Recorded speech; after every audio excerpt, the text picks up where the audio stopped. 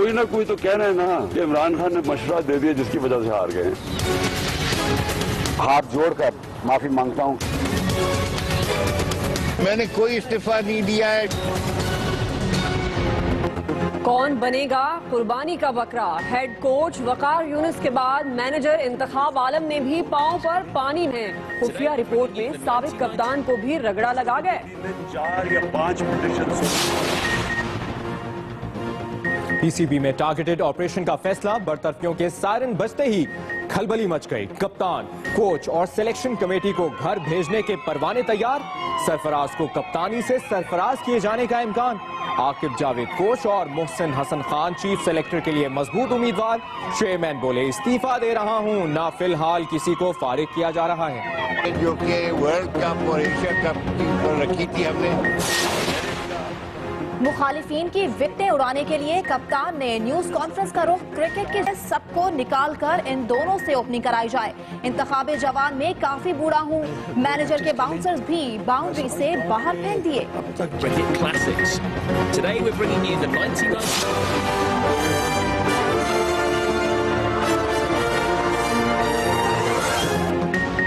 मुस्तफा कमाल की तोपों का रुख एक बार फिर लंदन की जानिब। कहते हैं बुज़दिल शख्स ने काफिले पर हमला करा के साबित कर दिया कि वो 8 दिन की पार्टी से कितना डरा हुआ है। मुत्तहिदा कायद का चैप्टर क्लोज हो गया। अवाम मस्खरे से ज्यादा अहमियत न दे। मीरपुर खास वाक़े पर हुकूमत से कार्रवाई का मुतालबा भी कर दिया।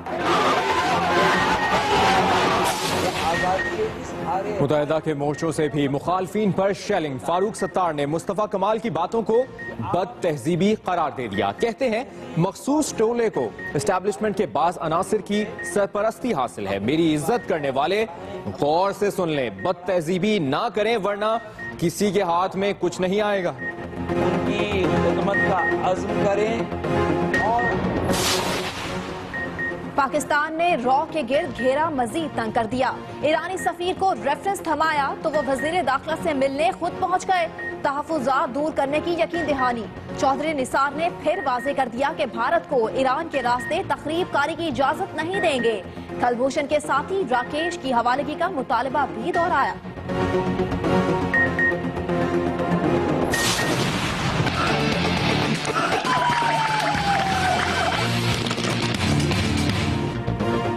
झपटना, पलटना, पलटकर झपटना। दहशतगर्दों का सर कुचलने के लिए पंजाब रेंजर्स के स्पेशल कमांडोज का एक और दस्ता तैयार। अस्करी तरबियत का अमली मुजाहिरा भी किया।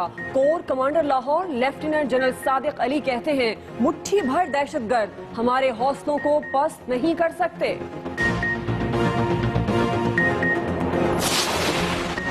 सिंध के अवाम कैसे हैं? कोई बीमार तो नहीं? पीपल्स पार्टी हुकूमत को इस बात से कोई सरोकार नहीं। सबसे बड़े शहर कराची के अहम इलाके लियारी अस्पताल को मुलाहिजा कर लें। सीटी स्कैन और एक्सरे मशीनों को खुद इलाज की जरूरत। भुट्टो की बरसी के इंतजामात में मसरूफ हैं। तवज्जो दिलाने पर हुक्काम का जवाब।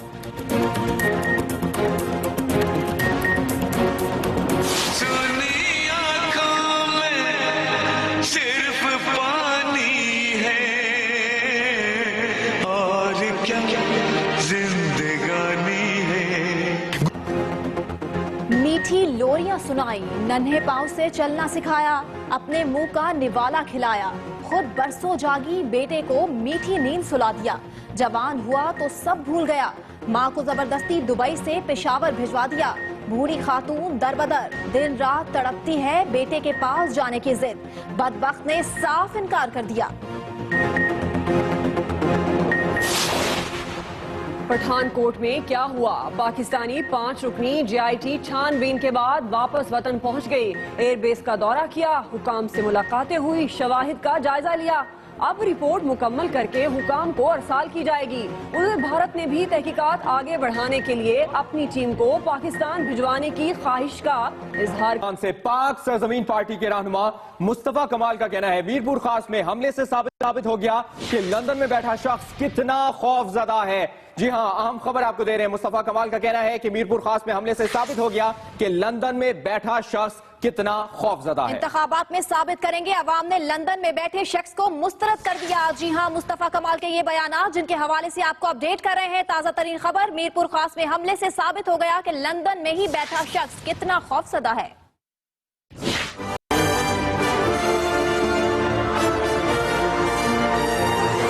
मीरपुर खास में प्रेस कॉन्फ्रेंस करते हुए पाक सरजमीन पार्टी के रहनुमा मुस्तफा कमाल ने MQM के कायद पर चढ़ाई कर दी।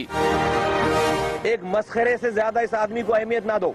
तो हम ये 24 तारीख के सूरज गुरूब होने से पहले और 25 तारीख के सूरज को तुलू होने से पहले हम इस 30 साल की गंद को दफन करेंगे इंशाअल्लाह ताला। मुस्तफा कमाल ने मुत्तहिदा के कायद पर एक बार फिर संगीन इल्जामात लगाए। जिसने 2 नस्लें कटवा दी और जो अभी ये नस्ल है जिंदा, उसके लिए वो रोजाना ये ऐसे हरकत करता है कि ये नस्ल एक दिन में कट जाए, मर जाए। और जो लोग जिंदा हैं वो ना तो तालीम रहे उनके पास, ना तो इल्म रहे उनके पास, ना तहजीब रहे उनके पास, ना रोजगार रहे उनके पास।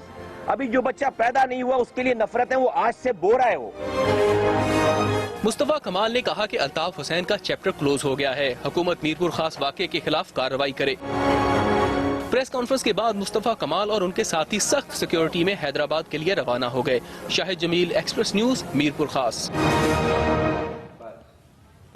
MQM के बागी मुस्तफा कमाल के लफ्जी हमलों का जवाब देने फारूक सत्तार भी मैदान में आ गए। कहते हैं ये जुबान जमीर जाग उठने वालों की नहीं, जमीर फरोशों की लगती है। मेरी इज्जत करने वाले गौर से सुन ले, बदतहजीबी ना करें वरना किसी के हाथ कुछ नहीं आएगा। इसकी मजीद तफसीलात जानिए नईम खानजादा से।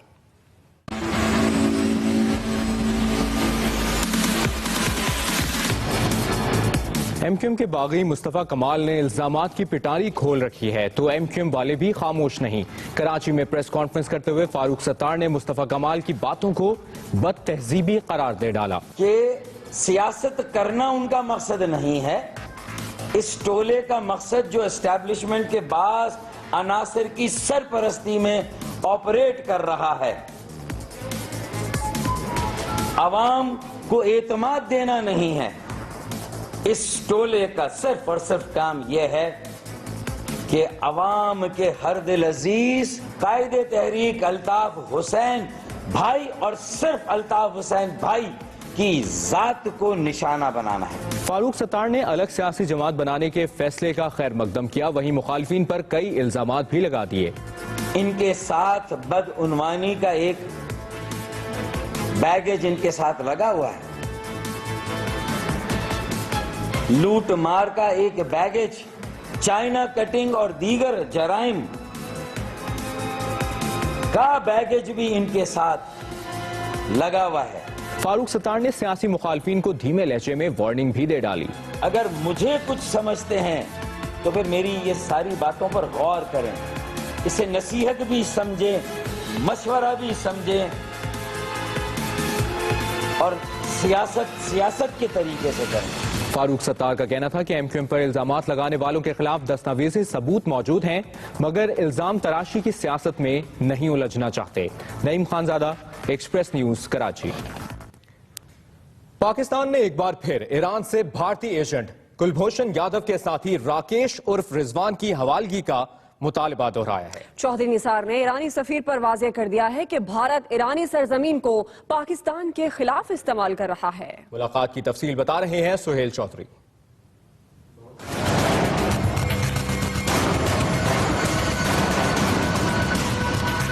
चौधरी निसार ने साफ साफ कह दिया है कि भारत को ईरान के रास्ते पाकिस्तान में तखरीबकारी की इजाजत नहीं दी जाएगी।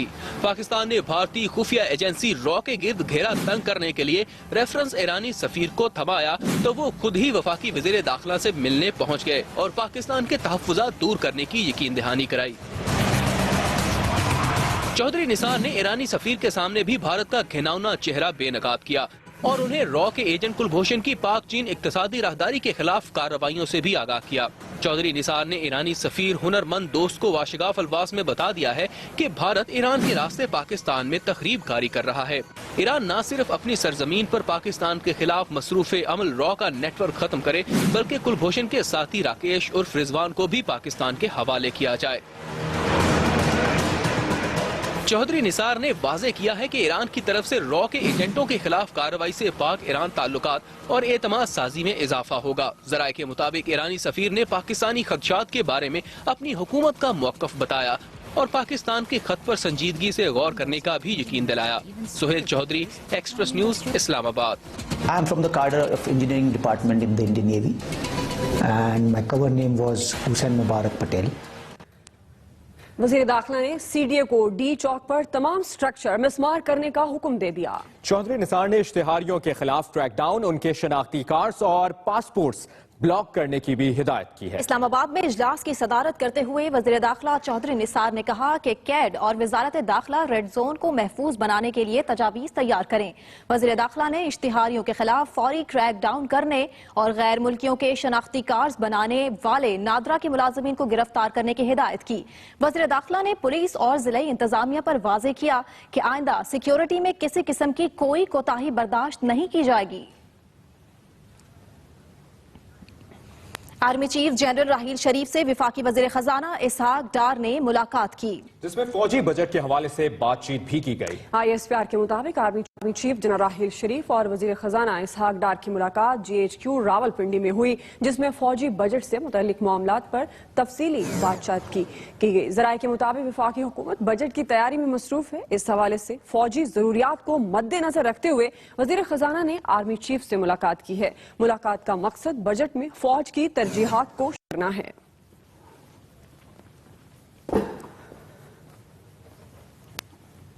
उधर वज़ीर आला पंजाब मियां शहबाज शरीफ का कहना है कि सानहा गुलशन इकबाल पार्क को हम किसी सूरत भुला नहीं सकते। दहशतगर्दों को उनके भयानक अंजाम तक पहुंचाया जाएगा। लाहौर में पुलिस दरबार से खिताब कर रहे थे। आज भी गुलशन इकबाल पार्क में गम, दुख और उदासी की फजा छाई हुई है। सफाक दरिंदों ने मेरे बच्चों, भाइयों और बहनों का खून बहाकर हमारे लहू में चिंगारियां भर दी हैं। इंशाअल्लाह हम आपसे अहद करते हैं कि ये दरिंदे अपने भयानक अंजाम से नहीं बच सकेंगे। हम आखिरी सांस तक इनका ताक़ुब करेंगे। मैं आखिरी सांस तक इनका ताक़ुब करूंगा। अहम खबर यह है कि खबरदार, कराची वालों को महकमा मौसमियात ने वार्निंग दे दी। इस साल मई और जून में शदीद गर्मी पड़ेगी। महकमा मौसमियात की गर्मी की पेशगोई के बाद अभी से कब्रों की तैयारी भी शुरू कर दी गई है और ये वार्निंग कराची वालों को दे दी गई। जी हां, खबरदार, होशियार, मई और जून में शदीद गर्मी पड़ेगी। महकमा मौसमियात की पेशगोई सामने आ गई है। अहम अपडेट आपको दे रहे हैं। गर्मी की पेशगोई के बाद कराची में अभी से कब्रों की तैयारी भी शुरू कर दी गई है, जबकि इतलात ये भी हैं कि महकमा मौसमियात ने कराची वालों को वार्निंग जारी कर दी है। इस साल मई और जून में शदीद गर्मी पड़ेगी, ये कहना है महकमा मौसमियात का। 300 कब्रें भी खोद दी गई हैं क्योंकि सिंध में हीट स्ट्रोक का खतरा है। हीट स्ट्रोक के हवाले से आपको अपडेट कर रहे हैं। गुज़िश्ता साल भी हीट स्ट्रोक की वजह से काफी हलाकतें हुई थी, अस्पताल में जगह भी कम पड़ गई थी और उसके पेश नजर अब आपको बताएं कि इस वक्त महकमा मौसमियात ने वार्निंग दी है कराची वालों को कि इस साल भी हीट स्ट्रोक की वजह से ज्यादा गर्मी पड़ेगी और गर्मी की वजह से शहरियों को शदीद मुश्किलात का सामना भी करना पड़ेगा।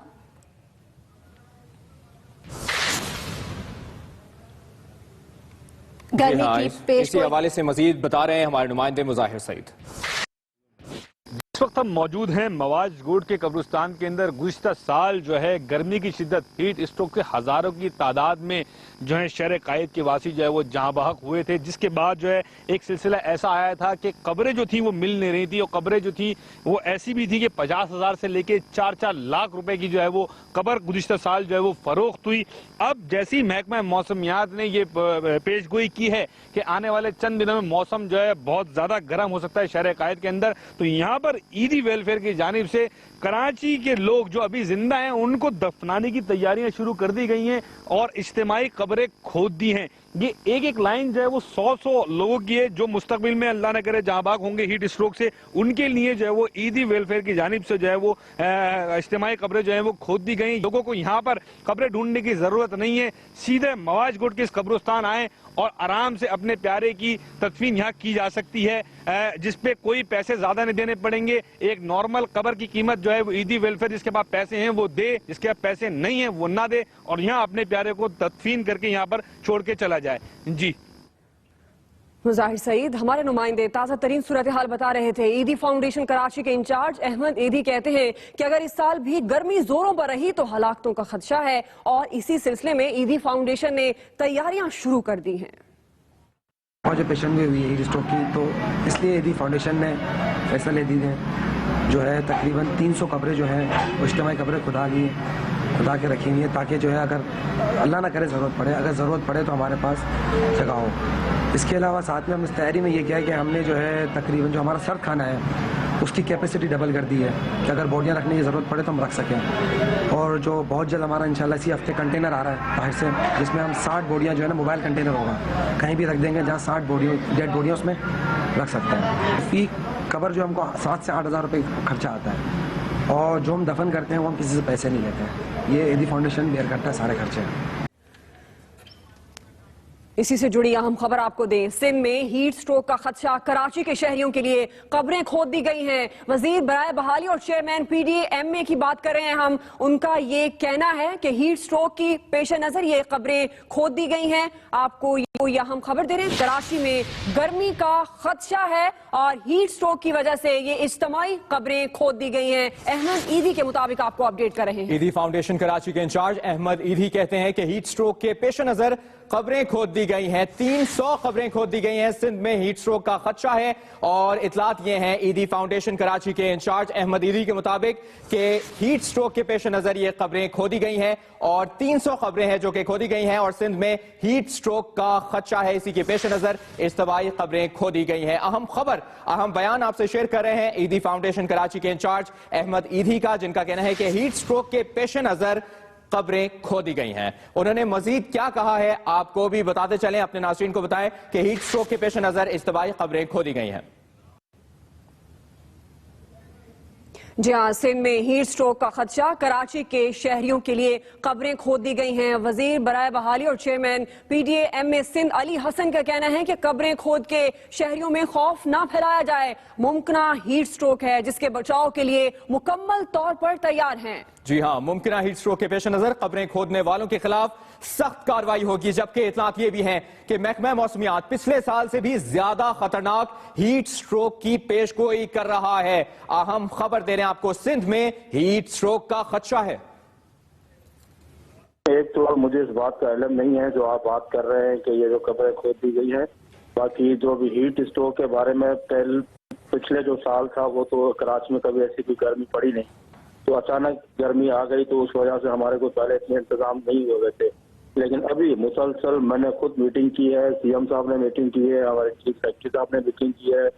हमने जो भी इंतजाम है, जो भी गर्मी आने वाली है कराची के अंदर, तो उसके हवाले से हमने अभी से ही सारे इंतजाम मुकम्मल कर लिए हैं। अगर ऐसी कोई बात है ईदी वालों ने खो दी तो हम उसके ऊपर बिल्कुल अपनी गवर्नमेंट के हवाले से या सिंध के गवर्नमेंट के हवाले से हम उनके ऊपर बिल्कुल उनसे बात करेंगे, एक्शन लेंगे। तो ये ऐसा क्यों कर रहे हैं, ऐसा नहीं करना चाहिए था। जी हाँ, सिंध में हीट स्ट्रोक का खदशा है और चेयरमैन PDA MA सिंध के मुताबिक करने वालों के खिलाफ सख्त कार्रवाई होगी। सिंध में हीट स्ट्रोक का खदशा है और इतलात यह है कि 300 कब्रें खोद दी गई हैं और सिंध में हीट स्ट्रोक का खदशा। इसी हवाले से महकमा मौसमियात की पेशगोई भी सामने आ गई है।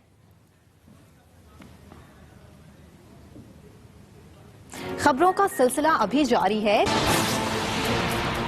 आर्मी चीफ जनरल राहील शरीफ से वजीर खजाना इसहाक डार की मुलाकात, पाक फौज के बजट से मुतालिक मामलात पर गुफ्तगू।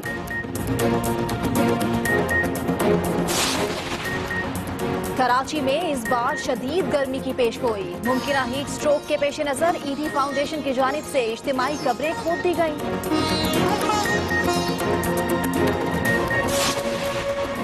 और जमाना बदल गया लेकिन सिंध में नकल की रवायत न बदली। लाड़काना और सखर के इम्तिहानात में खुल्लम खुल्ला नकल का सिलसिला जारी। पेशावर से खबर शामिल करेंगे। पेशावर में दरबदर की ठोकरें खाती बूढ़ी माँ 1.5 माह से बेटे से मिलने को बेताब है, लेकिन कमबख्त बेटा जिम्मेदारी उठाने को बिल्कुल तैयार नहीं। इकलौते बेटे ने माँ को दुबई से वापस पेशावर भेज दिया। कोई रिश्तेदार नहीं, लावारिस माँ गैरों के रहमो करम पर है। राब्ता किया गया तो बेटे ने माँ को अपने पास बुलाने से इनकार कर दिया। तो क्यारी माँ की दास्तान सुना रहे हैं जहांगीर शहजाद।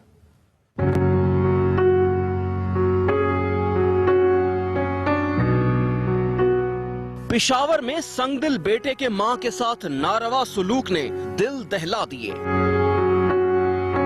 मोहल्ला बड़ डबगरी की रिहायशी 66 साला बूढ़ी खातून बिल्किस खानम जवान बेटे के होते हुए बेघर होकर रह गई है।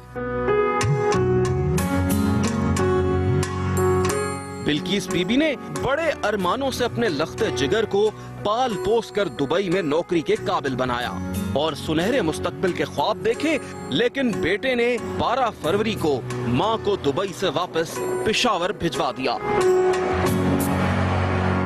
करीबी रिश्तेदार न होने के बायस खातून अपने आबाई इलाके में घूमती रही। बिलाखिर एक खुदातर्स शख्स ने अपने घर में पनाह दी। बिल्किस बेगम के बेटे से रब्ता किया है, उन्होंने क्या कहा है? उन्होंने कहा कि जिस तरह मैं लाके इसको गलियों में छोड़ के गया हूँ, आप लोग भी उसको इसी तरह छोड़ दें। सुनी आंखों में सिर्फ पानी है और क्या जिंदगानी है। खातून बेटे से मिलने को बेताब है, बार बार एयरपोर्ट जाने का कहती है। पुलिस को मदद के लिए बुलाया गया, लेकिन खातून कुछ सुनने को तैयार नहीं। न हमारे साथ जाते हैं, न ये काउंसलर के साथ, न कोई और के साथ, बस इस तरह हम इसके साथ हैं ना। लोगों ने बेटे से राब्ता किया, लेकिन कमबख्त बेटा मां को अपने पास दुबई बुलाने को तैयार नहीं, वापस भेजने की कोई वजह भी नहीं बताई। Jahangir Shahzad, express news, Peshawar.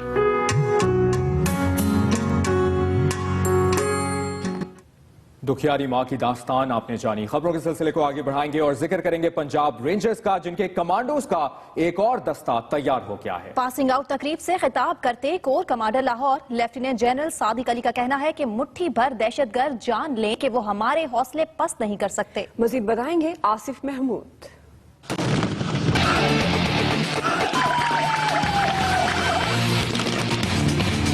पलटना झपटना झपट कर पलटना, यह है रेंजर्स के स्पेशल कमांडोज का दस्ता, जिसने अपनी अस्करी तरबियत मुकम्मल कर ली है। इंसदाद दहशत गर्दी के लिए तैयार किए गए इन कमांडोज ने रेंजर्स ट्रेनिंग गैरिजन लाहौर में अस्करी तरबियत का अमली मुजाहरा भी किया। 86 रुकनी इस दस्ते को दहशत गर्दों के ठिकानों पर हमले, जदीद हथियारों का मुख्तलिफ तरीकों से इस्तेमाल, बुलंद इमारतों से नीचे उतरना और मार्शल आर्ट की तरबियत दी गई है। Core commander Lahore lieutenant general Sadiq Ali और DG rangers Punjab major general Umar Farooq Barki passing out parade में शरीक हुए। कोर कमांडर ने बेहतरीन कारकर्दगी का मुजाहरा करने वाले कमांडोज को इनामात से नवाजा।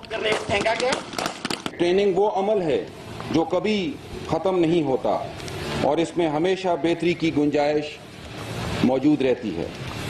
इसलिए आप अपनी जाती इस्तेदाद और महारत बढ़ाने की कोशिशों को हमेशा जारी रखें। रेंजर्स का ये 24वां दस्ता है जिसे दहशत गर्दों का सर कुचलने की तरबियत दी गई है। अब तक 1690 कमांडोज इंसदाद दहशत गर्दी की तरबियत मुकम्मल कर चुके हैं। रेंजर्स न सिर्फ सरहदों पर वतन की निगहबानी का फरीजा सर अंजाम दे रही है, बल्कि मुल्क के अंदर भी दहशत गर्दों का मुकाबला करने के लिए पूरी तरह से